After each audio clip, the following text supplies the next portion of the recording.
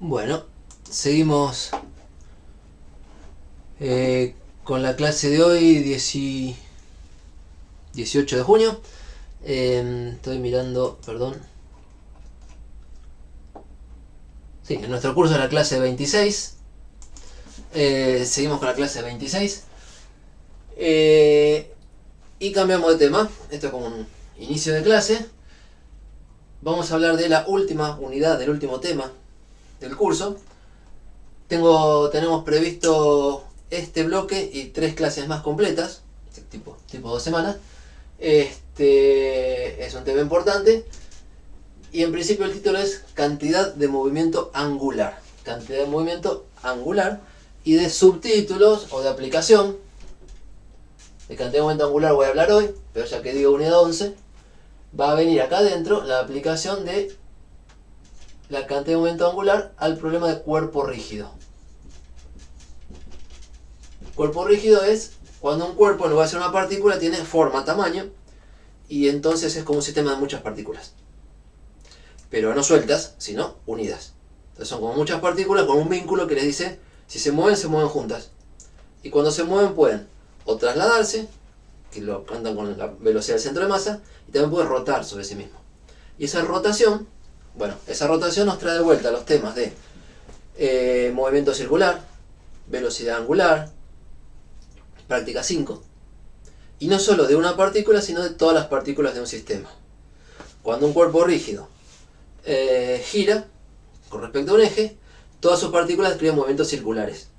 Entonces, cada pedacito del sistema, o sea, cada partícula hace cosas que sabemos de la práctica 5, pero todas juntas las contamos ahora.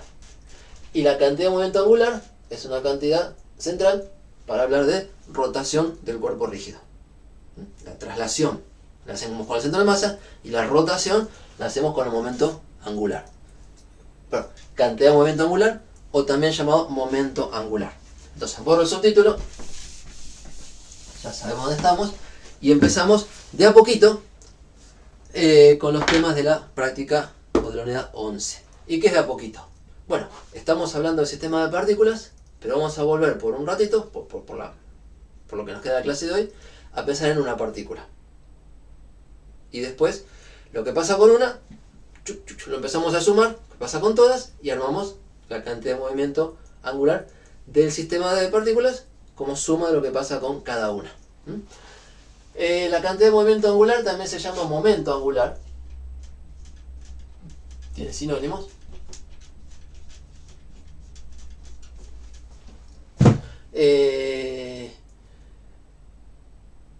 Y la palabra cantidad de movimiento ya les debe sonar a masa y velocidad. Y la palabra angular, bueno, tiene que sonar a alguna cantidad armada con la masa de la partícula y la velocidad angular. Pero bueno, velocidad angular teníamos en la práctica 5 si sabemos que la trayectoria era circular. Y ahora no sabemos. O sea, queremos hacerlo súper general. Entonces, la parte angular hay que recuperarlo, hay que entenderla, es lo que les quiero contar ahora, incluso cuando el movimiento no es circular. O sea, si fuera una circunferencia, era fácil dibujar el ángulo, ya lo trabajamos. Pero si no es una circunferencia, podemos hablar de ángulos también, podemos hablar de giro, de rotación. Bueno, resulta que sí, que esta cantidad que vamos a definir está construida para eso. Entonces, despacito y paciencia para ir pegoteando las cosas y armándolas. O sea, no es que ya se dan cuenta que voy a contar, vamos a construir algo nuevo. Entonces que vamos a ir despacio. Y primero, caso de una partícula. Vamos a poner el caso de una partícula. Después volveremos a sistemas. ¿Cómo es el caso de una partícula? Bueno, tengo un sistema de referencia inercial, en el cual puedo usar las leyes de Newton. Tengo una partícula con su masa, su velocidad, moviéndose respecto al sistema de referencia. Velocidad respecto al sistema de referencia, como siempre. Y hay un punto que va a llamar O. ¿Qué es O acá? Voy a anotar por este lado. Es un punto fijo en el sistema inercial. puede ser el origen. Por ahí es piola directamente, ya que hay un punto fijo, decir, bueno, espera, me traigo los ejes y los pongo acá. ¿Qué es lo que vamos a hacer en general? Pero quiero hacer, ¿qué es lo que vamos a hacer como sistema de referencia más práctico, más piola? Pero quiero decir en general. Dado un punto, yo pienso como observador que me paro ahí. Y miro la partícula moverse. Entonces piensen que en este punto está el observador. Y cuando veo la partícula moverse, probablemente tenga que, no sé, girar la cabeza para acompañarla. Lo sigo con la vista y veo que giro la cabeza. Y lo que pasa es que desde un punto, cuando yo miro el movimiento de una partícula, puedo verla alejarse o acercarse al punto y también puedo verla como dándole vueltas. ¿Sí? La idea de giro o movimiento angular es si el observador, cuando ve moverse la partícula, tiene que girar sobre sí mismo para acompañarla. Si pasa eso, está viendo un giro. Y no quiere decir que la partícula dé vueltas, por ahí sigue derecho. Pero bueno, para seguir algo que va derecho, yo paro en un lugar, pero tengo que girar la cabeza. ¿Sí? Entonces, ese movimiento de giro del observador, o el giro que aprecia el observador, es lo que se quiere describir como cosa angular. Y asignar una cantidad de movimiento. ¿Cómo se trabaja? Bueno, lo que viene bien son las coordenadas polares. Con respecto a este punto, donde está el observador, vemos a la partícula en una... Todavía no voy con las polares todavía. El observador ve a la partícula en cierta posición. Vamos a escribir este vector posición. Lo voy a llamar R sub O, porque es la posición respecto de O. Otros libros dicen R y ponen el origen directamente. Bueno, yo lo he hecho otros años con R. Hoy quiero insistir con R sub O para que esté siempre claro que lo que estamos diciendo es respecto del punto donde me paro a mirar. Porque si yo lo miro desde otro lado, o sea, si lo miro desde acá atrás, y voy a ver como que no gira. Y si lo miro de costado, y voy a ver como que gira. Entonces, todo esto es relativo al punto donde se pone el observador. Por eso hablo de R sub O. Y para caracterizar este R sub O en coordenadas polares, lo que uno pondría es una especie de coordenadas polares respecto al observador. Una dirección de referencia, un ángulo, digamos θ, y un módulo. R0 sin flechita sería el módulo, RO sería el módulo de este vector, que es la distancia del observador a la partícula. ¿Sí? Y en coordenadas polares, vamos a hacerlo acá aparte, respecto al punto O. Si tengo este punto, esta posición, las coordenadas polares, RO y θ, me definen ejes cartesianos, me definen versores polares. Creo que lo mencioné alguna vez. Se dibuja el versor radial y el versor angular. Versores, los vectores de módulo 1. El versor radial es la dirección en la cual se mueve la partícula cuando R crece. Sería así derechito. R crece sin girar el ángulo. O sea, así derechito, sin cambiar el ángulo. Y el versor angular es para dónde se mueve la partícula si cambia el ángulo pero no cambia R. O sea, es como si siguiera una trayectoria circular. ¿Cómo sí? Porque acá no estoy hablando de momento circular. Pero están definidas estas dos direcciones. Radial y angular. Por ahí se les va la rima, no les suena, y dicen radial y tangencial. Acá no corresponde tangencial porque no es tangente a nada esto. Es simplemente la ubicación de los versores polares. De hecho, la partícula, dije, va en esta dirección. Y tangencial sería tangencial a la trayectoria, en la dirección de la velocidad. No, acá estoy hablando de la dirección angular y la dirección radial. Y si la velocidad, voy a copiar aquello, si la velocidad de la partícula forma un ángulo phi con la dirección radial, entonces a la velocidad la voy a poder descomponer una parte radial multiplicando por el coseno de phi y una parte angular multiplicando por el seno de phi. Este dibujito es importante para ubicar lo que voy a escribir. Lo único que tengo es un observador, una partícula y una forma de moverse. Pero sobre eso construí un sistema polar, sistema con las polares, desde el observador, con el cual puedo distinguir lo que es radial y lo que es angular para este observador. Si hubiera puesto el origen a otro lado, es otro dibujito. Entonces, para este observador hay una parte angular y una parte radial. queremos rescatar la parte angular, que sería proyectar la velocidad en esta dirección. Si no se puede descomponer la velocidad en una componente subteta, no es velocidad angular, pero es la componente en la dirección angular de la velocidad, y una velocidad v sub r, para acá. Bueno, cuando yo estoy parado acá, y miro y giro la cabeza para ver la partícula, la velocidad radial no me hace girar la cabeza. La velocidad angular, la componente angular de la velocidad, es la que me hace girar la cabeza. Y se quiere rescatar esa componente para medir el giro. Entonces voy a hacer algunas maniobras. Es importante entonces haber visto el ángulo phi que forma la velocidad con la dirección radial, porque es el ángulo que voy a usar para descomponer. Angular radial. ¿Sí? Vamos, ¿no? O sea, los tengo escuchando seguro y es tema nuevo, o sea, un planteo nuevo.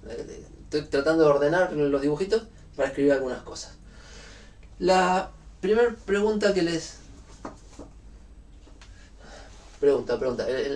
La primera cuestión que les querría hacer pensar es, si pasa un diferencial de tiempo, vamos a poner por acá.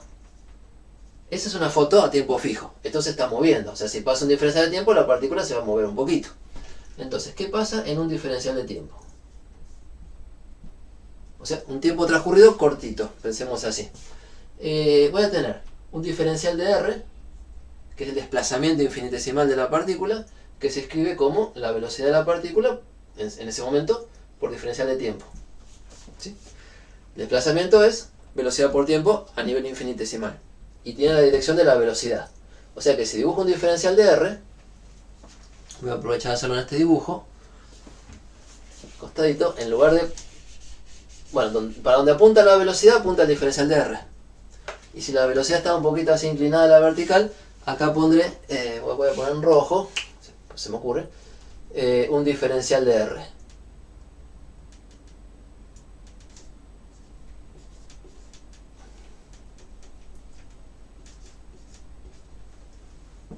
Que apunte igual que la velocidad, ¿sí? Desde ya que apunte igual que la velocidad. O sea, si había hecho un dibujo de velocidad, tengo el dibujo de desplazamiento apuntando igual. Y este diferencial de R lo quiero descomponer en el eje radial y el eje angular. Bueno, perdón. No es que quiero hacer eso. La partícula fue desde acá hasta acá. En un diferencial de tiempo, estaba acá, fue para allá. El ángulo con el que el observador la mira pasó a ser este ángulo θ, a ser este ángulo, porque se corrió, y un poquito más. Θ más, ¿cuánto cambió el ángulo? A ese ángulo girado lo llamo diferencial de θ. Estoy diciendo, como nos enseñó Newton, veamos un tiempo cortito. Veo la partícula con un ángulo, dejo pasar un tiempito, veo que el ángulo cambió. ¿Cuánto cambió? Y bueno, depende de cuánto hay de desplazamiento en la dirección angular. Si hubiera desplazamiento en la dirección radial, el ángulo no está cambiando.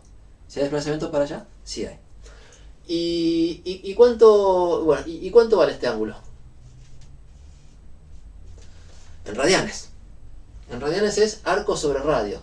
Este arco lo voy a llamar diferencial de S. O sea, no es una circunferencia, pero si el tiempo es cortito, esta dirección perpendicular al radio es la dirección tangente a una circunferencia. ¿Sí? Entonces, trabajo como si esto fuera una circunferencia, y el diferencial de arco es este pedacito. Insisto, cuando el diferencial de tiempo vaya a cero, esto es súper chiquito, y esto está en la dirección de una circunferencia que uno dibujara. ¿De radio? ¿De qué radio? De radio R0. RO, perdón, esta distancia. Entonces, si a este cachito negro lo llamo diferencial de arco, y el diferencial de arco de S, ¿cuánto vale?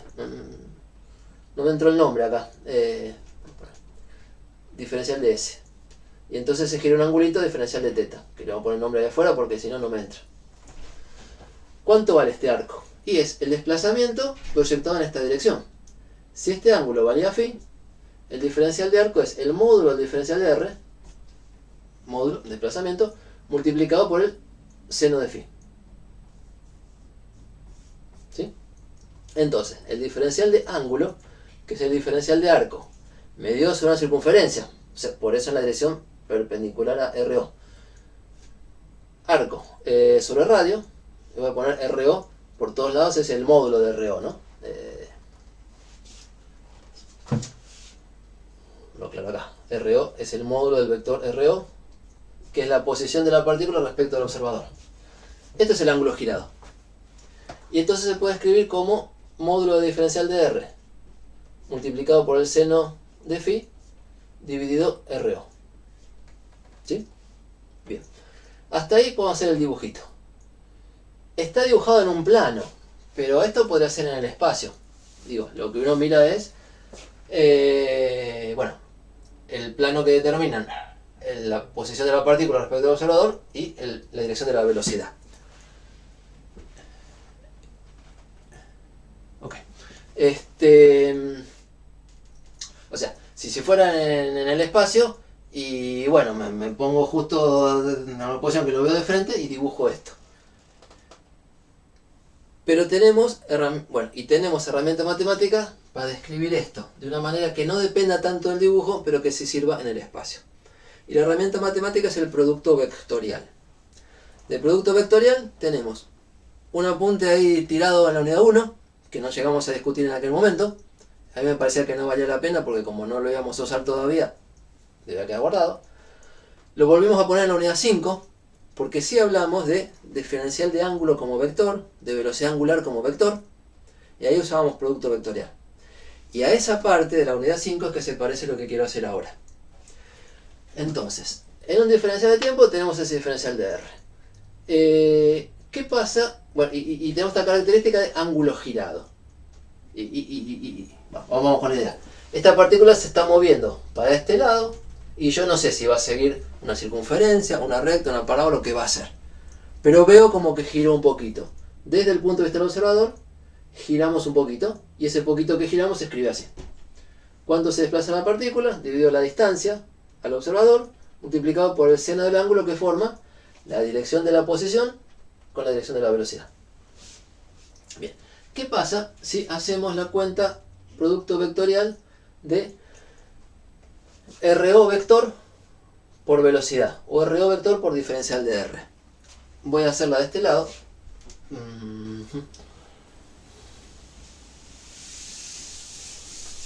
Vamos a copiar esto allá arriba.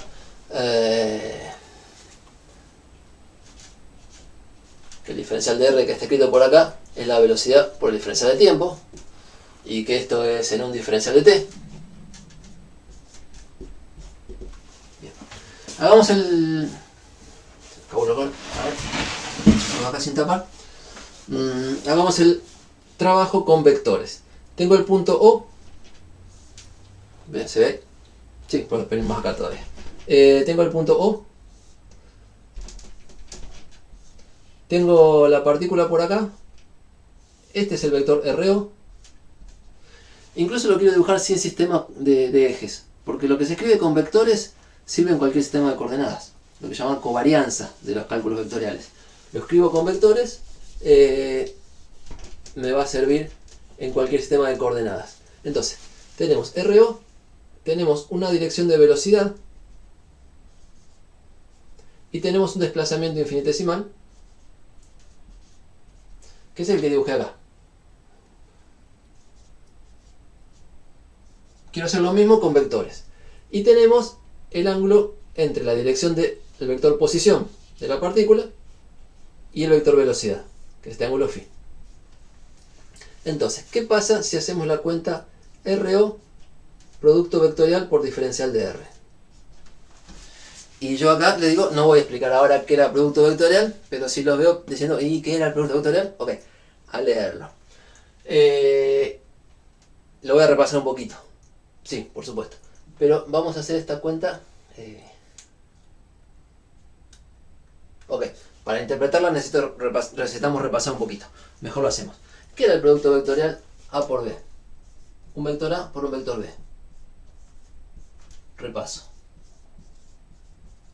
Varias cosas. Primero que había que hacerlo en 3 dimensiones. El producto vectorial solamente tiene sentido en 3 dimensiones. Vectores en el espacio. Y resultaba que tenía un módulo donde el producto de A por B tiene una definición con componentes. Era AI por BZ menos AZ por BI multiplicado por versor I, más unas cruzas así. Lo repasan. Y el primer ejercicio de la práctica creo que va a ser para usar eso. Lo repasan. Entonces el resultado da un vector. Ese vector tiene módulo, y el módulo resulta ser el módulo de A, de un vector, por el módulo del otro, B, por el seno del ángulo que forman. Justo como voy a usar acá. Y la dirección y sentido, porque es un vector, ¿para dónde apunta?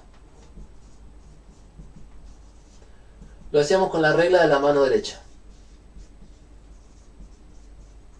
Se puede hacer con componentes y entonces tener un vector y después dibujarlo y ver para dónde apunta, o se puede hacer, y prefiero que lo pensemos ahora, con la regla de la mano derecha. ¿Qué era? A por B dije y no dibujé nada. Si tuviera A en esta dirección, dibujo B con el mismo origen, o sea, decido dibujarlo con el mismo origen, B. Mano derecha, acomodo la mano de tal manera que los dedos largos estos apunten como A, tendría que ser así. Puedo girar todavía la mano, o sea, si apunto como A, puedo girar, y la giro hasta la posición en que, al cerrar la mano, la dirección de A vuelque sobre B. Tendrá que ir un poquito más atrás. La dirección de A vuelca sobre B. Si pongo la mano así, que A vuelque sobre B, entonces el pulgar me dice la dirección y sentido del producto vectorial. El producto vectorial resulta ser perpendicular, o sea, el producto A por B es perpendicular a A y también es perpendicular a B. O sea, si A y B, cuando los dibujo, determinan un plano, yo voy al espacio, en cualquier lugar, pongo una flechita, con el mismo origen otra flechita, bueno, y me puede pasar. Si son paralelas, no determinan un plano. Pero si son no paralelas, se puede apoyar un papel acá, digamos, determinan un plano. El producto vectorial es perpendicular al plano determinado por A y B. Es perpendicular a A y perpendicular a B. Es perpendicular al plano determinado por A y B.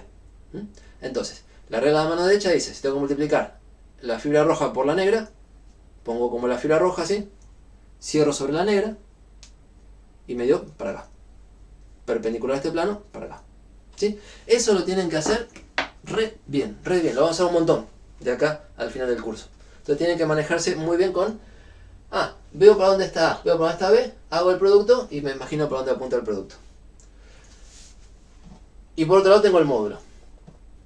Entonces, vamos a aplicar eso a esta cuenta. RO por diferencial de R. Y vamos a hacer primero la parte de la mano derecha. ¿Para dónde apunta? RO, ¿me lo imagino acá o lo traigo acá? Digo, este RO, para hacer como dos vectores con el mismo origen, me lo imagino trasladado acá.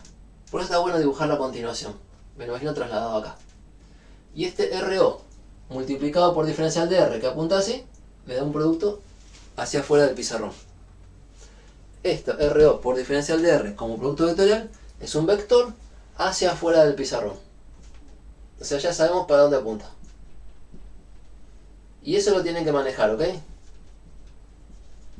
Antes de hacer la cuenta con componentes, imaginarse del dibujo de los dos vectores que multiplican para dónde apunta el producto vectorial. En este caso hacia afuera del pizarrón. ¿Y qué módulo tiene?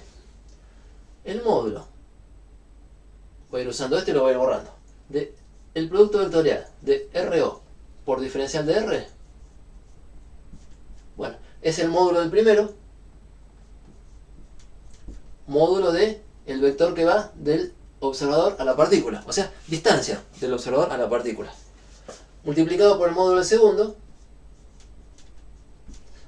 que es cuánto nos corrimos ahí, multiplicado por el seno del ángulo, este, que vengo llamando phi, es el ángulo entre la dirección del diferencial de R, entre la dirección de R0, pensado acá, y el diferencial de R. Ese que dibujé ahí es el seno del ángulo, es el ángulo que va con el seno en el producto vectorial. ¿Sí? Entonces, repasan producto vectorial y de ahí sale lo que estoy escribiendo acá. Dirección, sentido y módulo de esta cuenta que se me ocurrió hacer, que les digo que es la que sirve. Entonces, repaso el producto vectorial, todo de ustedes, para trabajar en la práctica y para preguntar. preguntarme. Pero cuando lo hacemos, y bueno, me apareció un resultado que apunta para acá afuera. Y no sé cómo dibujarlo. ¿Se puede dibujar de alguna manera? Sí. O me hago dibujos en perspectiva, que son difíciles de mirar. O una convención es, si tengo una flechita que apunta para afuera del pizarrón, la dibujo así. Por acá al costado. Un redondito con un punto, que es como si la flechita afuera tuviera un cono en la punta y yo veo la punta. Y si apunta para adentro del pizarrón, se la suele dibujar, bueno, con la convención, así. Como si la flecha, yendo para allá adentro, tuviera acá en la cola dos plumitas cruzadas y lo que uno ve es la cola de la flecha. ¿Sí? La punta de la flecha o la cola de la flecha se suelen dibujar así. Entonces, en este caso, la punta de la flecha que estoy calculando va para afuera. No sé dónde dibujarlo, acá. Al lado de la consideración esta, hacia afuera del pizarrón, lo dibujo así. Bueno, y el módulo. ¿Qué pasó con el módulo? Bueno, el módulo tiene, por cosas del producto vectorial que vienen bien, el módulo diferencial de R por el seno del ángulo. Que, recuerden, era la proyección del desplazamiento en la dirección angular, que es la que me interesa para medir giro. Entonces, el producto vectorial viene bárbaro, porque esta cuenta ya tiene el diferencial de S, de este dibujo. El arco girado. ¿Sí? Si la partícula se mueve así, yo estoy midiendo una distancia módulo, que es diferencial de arco, que me sirve para evaluar un ángulo. El ángulo es arco sobre distancia, arco sobre radio, y es arco sobre la distancia del observador de la partícula. Entonces, en esta cuenta apareció, está bueno que aparezca el ángulo girado. Escondidito todavía en esta parte. Entonces, ¿cómo hace uno para fabricarse esta cuenta? Que sería esta parte dividido R0 en módulo. Y tener un R0 abajo, arriba y divido por R0 cuadrado y me quedo en abajo. Entonces, si uno hace 1 sobre la distancia RO del observador a la partícula.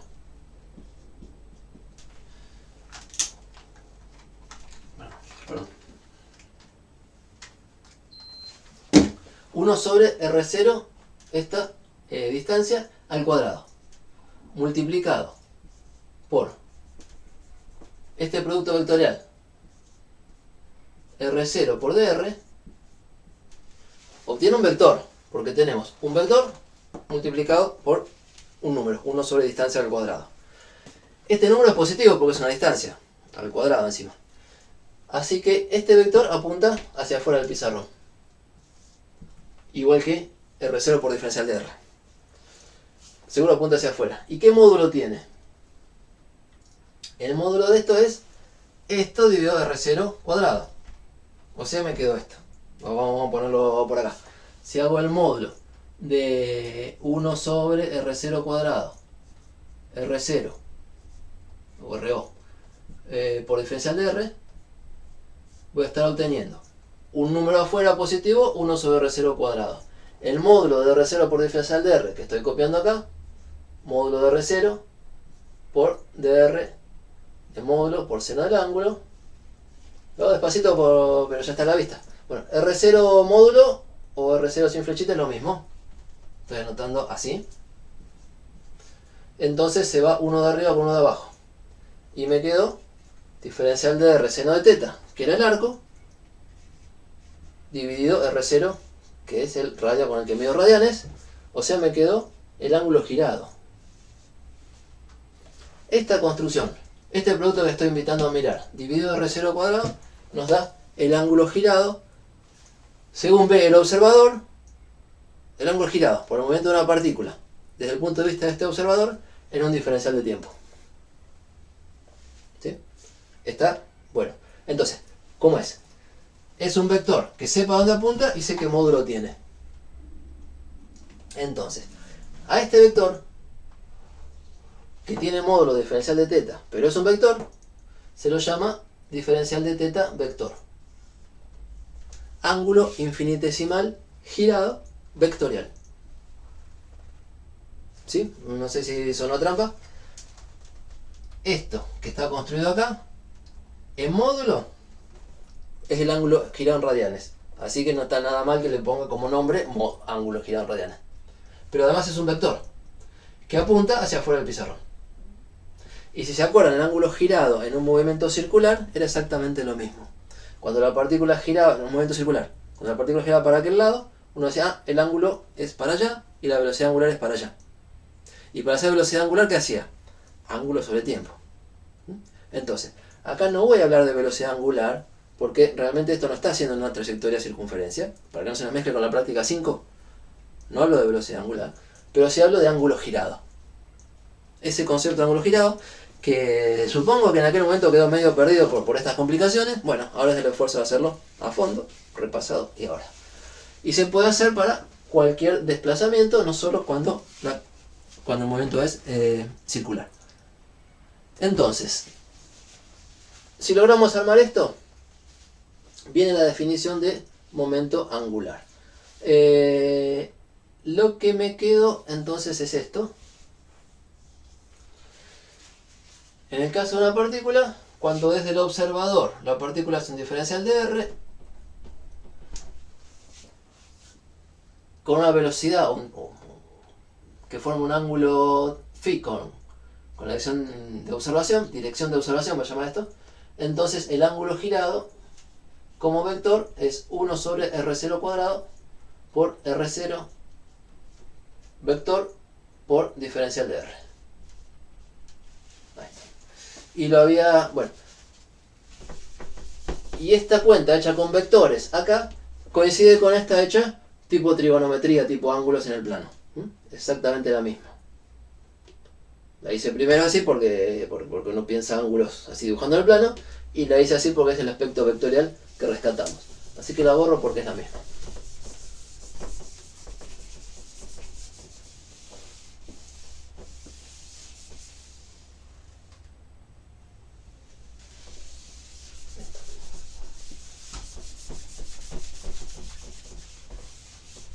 Entonces, esto es un vectorcito que apunta para afuera. Luego con la mano derecha, R0 por diferencial de R me habla de un giro, así como cierro la mano, con esto apuntando para afuera.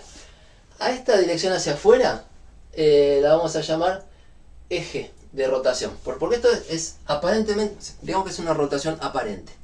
En un movimiento que no es circular, yo desde cierto punto de vista veo como si girara. Rotación aparente. Esa rotación aparente tiene un eje. Yo me tengo que parar de alguna manera y si giro la cabeza, el eje es mi vertical. O sea, con respecto a mi vertical, yo giro así, digo, ah, ese movimiento que estoy viendo tiene este eje. Si yo viera una partícula, no sé, estoy mirando allá atrás de mi cámara, fuera en diagonal, yo me pararía así y diría, ah, tengo que hacer este giro. Ok, entonces el eje es así como me puse. O sea, como poner al observador parado para que rote la cabeza acompañando el movimiento, es el eje de rotación. Y eso es lo que nos da el producto vectorial, de paso. Dije apunta hacia afuera y no lo interpretamos todavía. Ese apunta hacia afuera es que la dirección y sentido, que es hacia afuera, que ya lo dibujamos, ¿cómo se piensan? Se interpretan como eje de rotación.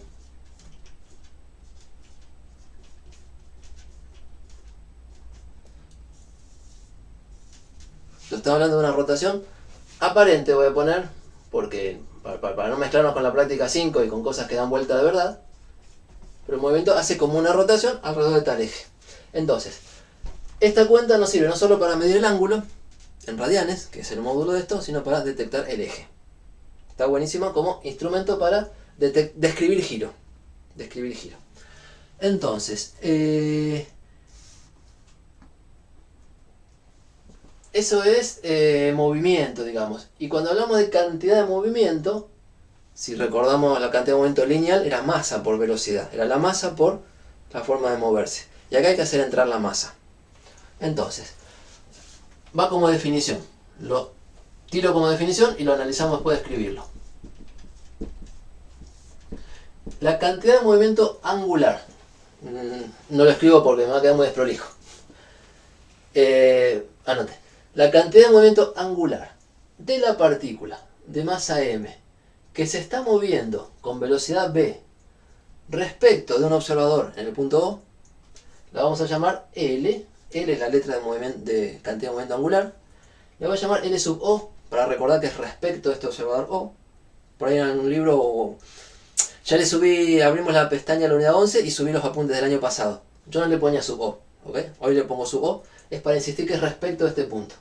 La cantidad de movimiento de la partícula de masa m que se mueve con velocidad v en este punto respecto del observador puesto en O, se calcula como el producto de la posición de la partícula respecto al observador por producto vectorial su cantidad de movimiento lineal. O sea, como recordando que P es masa por velocidad, es lo mismo escribir la masa, que como es una escalar, me gusta escribirla adelante, por R0 por la velocidad de la partícula. Pusimos P como m por v y lo acomodamos así. La primera forma más corta de decirlo, la segunda es la forma más explícita de usar las variables típicas, posición, velocidad y masa de la partícula. Se define así. ¿Y por qué? Y porque contiene la esencia de esta cuenta. ¿Sí? Porque esta cuenta que me dice cuánto giraba en un diferencial de tiempo, esto era en un diferencial de tiempo que se me borró. Si uno hace la cuenta de ángulo girado como ángulo vectorial dividido tiempo, que le da 1 sobre R0 cuadrado por R0 por diferencial de R dividido tiempo, diferencial de tiempo, y ya lo voy anotando por acá, al menos en el límite, cuando el diferencial de tiempo tiende a 0, arma la derivada. Cociente de desplazamiento sobre tiempo transcurrido, en el límite es la derivada de R respecto al tiempo, es la velocidad. O sea, este ángulo que discutimos traté de discutir con cuidado, dividido el tiempo transcurrido, me da 1 sobre R0 cuadrado, la posición de la partícula vista desde O por la velocidad de la partícula. Y la velocidad de la partícula vista desde O, como O es un punto fijo en el sistema inercial, es la velocidad de la partícula vista desde cualquier otro lado. O sea, no depende del origen del sistema cuánto te da la velocidad. Por eso lo importante es que O es fijo en el sistema inercial. Y este RO por V es lo que está acá. O sea, esta cantidad sirve para describir giro. Esta cantidad muy dinámica en el sentido de estar construida con la masa, con la cinemática de la partícula y con la masa, está muy relacionada con el giro. La relación es, bueno, habrá que dividir por la distancia al cuadrado nada más.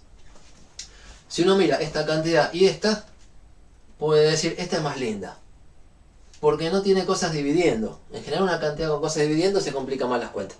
Entonces, esta es la parte importante de esta cantidad, escrita sin división mediante. ¿Qué es la cantidad de movimiento angular de una partícula respecto de un observador? Es esta cuenta. ¿Qué información contiene? Bueno, resulta que esto es igual. Ya terminó la definición, ¿no? Y lo trabajo un poquito. Es la masa por R0 por V, lo podemos escribir como ángulo girado por unidad de tiempo multiplicado por R0 al cuadrado. O sea, lo paso para allá. Entonces esta parte es M R0 cuadrado, que lo paso multiplicando acá, por el ángulo girado dividido el tiempo transcurrido. O sea, es la masa de la partícula por la distancia a la cual veo la partícula, básicamente por la velocidad angular, por el ángulo que gira por unidad de tiempo.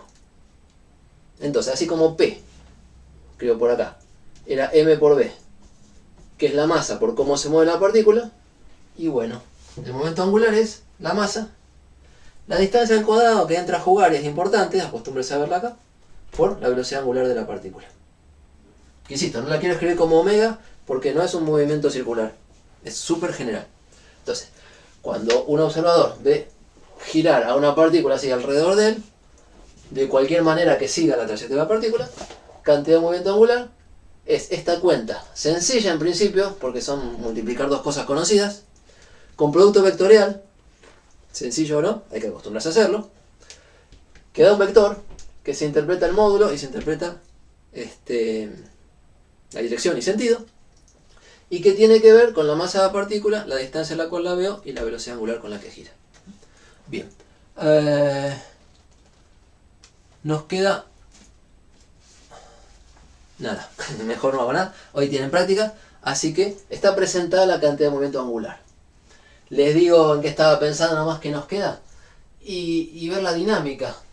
O sea, cómo evoluciona con el tiempo la dinámica de esta cantidad. Y para eso lo que tengo ganas de estudiar, y vamos a hacerlo apenas empecemos la próxima. Tenemos feriado el lunes, el viernes que viene. Vamos a hacer la derivada de esta cantidad respecto del tiempo. Y ver qué pasa. Y vamos a ver que, así como hay una forma de relacionar fuerzas con aceleración lineal, hay una forma de relacionar fuerzas con aceleración angular. Y nos va a servir para describir rotación. Bien, cerramos hoy acá. Ustedes los vi trabajando en la práctica 9 y tienen fin de semana largo y práctica el martes entre tanto, o sea, práctica hoy, práctica el martes. Tienen un bloque de práctica en la cual, por favor, liquiden la práctica 9 y trabajen en la 10. Y entonces cuando nos vemos el viernes que viene, ya tenemos la cabeza puesta en la última parte del curso. Buen fin de semana. Cerramos.